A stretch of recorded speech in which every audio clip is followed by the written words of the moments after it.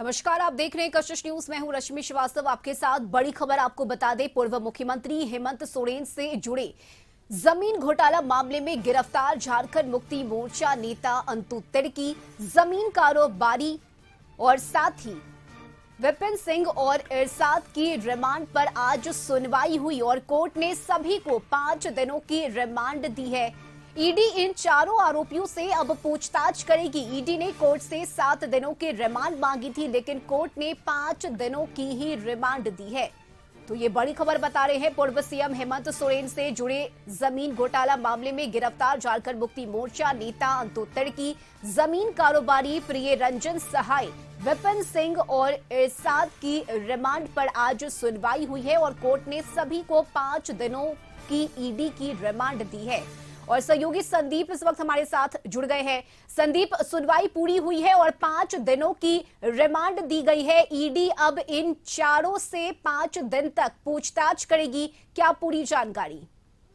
जी, यह मामला पूरा जमीन घोटाले से जुड़ा हुआ है और 4 लोगों की इसमें गिरफ्तारी परसों हुई है, जिसमें झामुमो नेता अंतु तिर्की, बिल्डर विपिन सिंह, प्रिय रंजन सहाय और इरशाद अख्तर शामिल हैं, जिनको गिरफ्तारी के बाद न्यायिक हिरासत में भेज दिया गया है।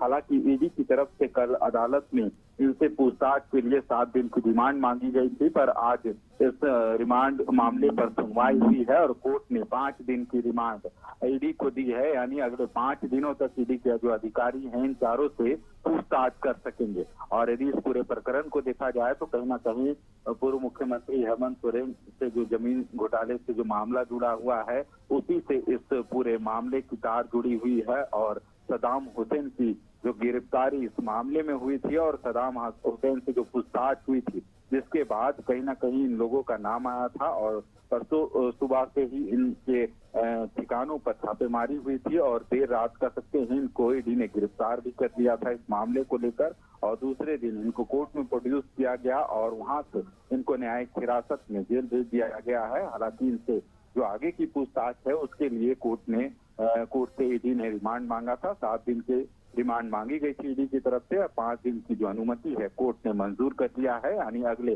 5 दिनों तक इन चारों आरोपियों को ईडी के सवालों का जवाब देना होगा। अब देखना होगा कि इसमें और क्या आगे निकल के आते हैं, क्योंकि अब तक यदि इस जमीन घोटाले मामले को देखा जाए, इस पूरे प्रकरण को, तो कई ऐसे नामचीन लोग की गिरफ्तारी ईडी ने की है और लगातार इस मामले को लेकर ईडी की कार्रवाई अब तक जारी है और प्रत्येक दिन कह सकते हैं इसमें कुछ ना कुछ अपडेट जरूर मिल रहा है। और जो इसमें संलिप्त, बिल्कुल संदीप, और देखिए ये जमीन घोटाला मामला काफी हाई प्रोफाइल बनता जा रहा है। कई बड़े लोगों के नाम अब तक सामने आ रहे हैं, तो क्या ये भी मानकर चलना चाहिए कि इन 5 दिनों की रिमांड अवधि के दौरान जब पूछताछ होगी तो कुछ और भी खुलासे हो सकते हैं? सही कहा, क्योंकि यदि इस मामले को देखा जाए तो सबसे पहले जो गिरफ्तारी हुई थी और उसी के जो तार है लगातार जुड़ते जा रहे हैं। चाहे भानु प्रताप की बात करें जो बड़गाई अंचल के कर्मी थे और उनके घर से कई बक्से जो थे सरकारी दस्तावेज मिले थे